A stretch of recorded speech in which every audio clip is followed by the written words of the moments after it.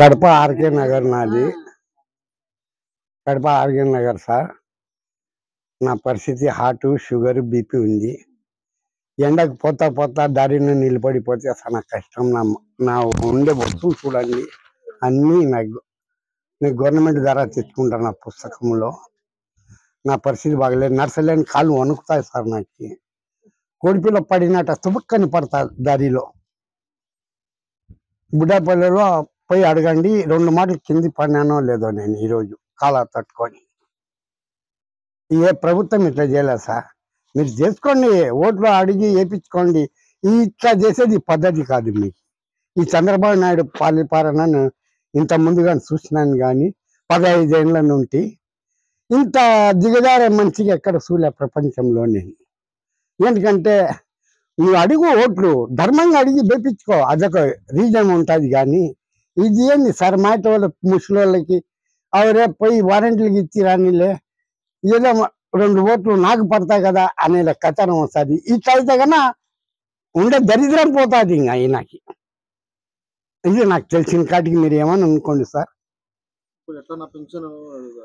నేను నర్సలేను సార్, మన కాలు వణుకుతాండా, చూసాక మంచి బాగుండా.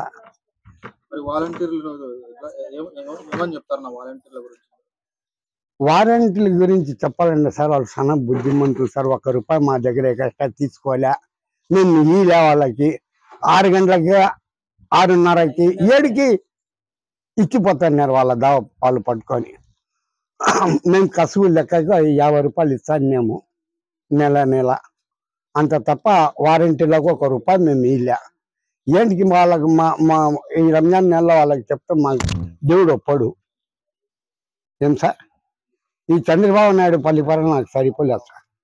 అడుగు, ఓట్లు వేయించుకో. ఇదేంటి సార్, ముసలోళ్ళ మీద ప్రాణం తీసేది నువ్వు అంటే ఉండే ప్రాణంగా నీ దాయిబోలో నీ పోవాలని నువ్వు ఈ పనులు చేస్తా అనేది.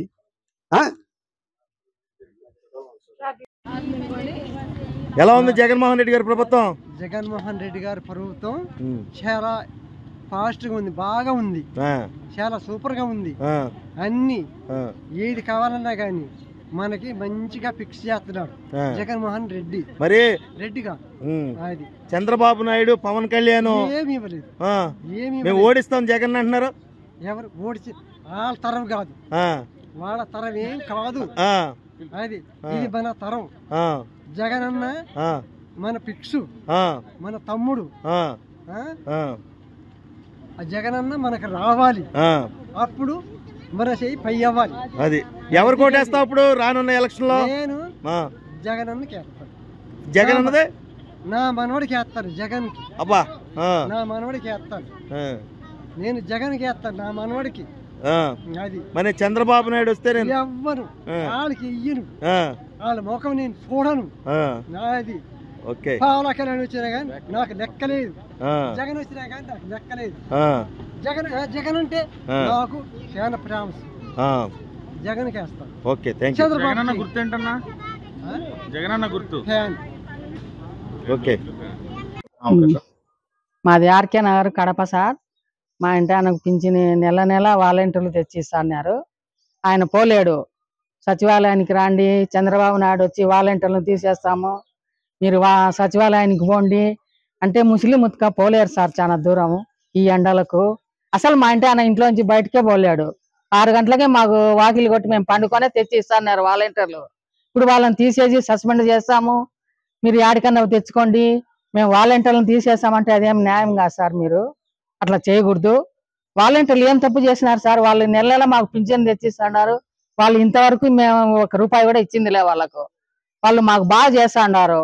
వాళ్ళని తీసేసి వాలంటీర్లు వద్దు, మీరు సచివాలయానికి పోండి అంటే మేము సచివాలయానికి పొద్దు పోతాం. వాళ్ళు కాదంటారు, మళ్ళా మరుసనాడు రమ్మంటారు. అట్లా ఎన్నిసార్లు పోవాలి సార్? ఎంత జనం ఉంటారు? ఎంతమంది కానీ ఇస్తారు సార్ వాలంటీర్లు? వాళ్ళు కాక సచివాలయంలో ఆడ కొట్లాడుకొని ముస్లిం ఉతకపోయి అన్నము నీళ్లు లేక ఎండలకు పడిపోతే కష్టం అదే సార్. అట్లా చేయడం చంద్రబాబు నాయుడు తప్పు కదా. అది లేకుండా వాలంటీర్లే వచ్చి మాకు పింఛన్ ఇచ్చేట్టుగా ఏర్పాటు చేయండి సార్, అది బాగుంటది. అదే పేదవాళ్ళ కడుపు కొట్టావు చంద్రబాబు నాయుడు. నువ్వు కావాలంటే వాళ్ళని కూడా పెట్టుకో, వాలంటీర్లను కూడా. నువ్వు వచ్చి నేను వాలంటీర్లను తీసేస్తా అని అందరినీ బీద వాళ్ళ నోరు కొట్టకూడదు. నువ్వు కావాలంటే ఓట్లు అడిగి వేయించుకో. నీ అభిమానం ఉంటే నీకు వేస్తారు, ఎవరు అభిమానం ఉంటే వాళ్ళకి వేస్తారు. ఇది చేయడం చాలా తప్పు సార్. చంద్రబాబు నాయుడు క్షమించి మాకు అందరికీ మేలు చేసి వాలంటీర్లను వచ్చి మా ఇళ్ళ కాడ ఇచ్చాడుగా చూడండి.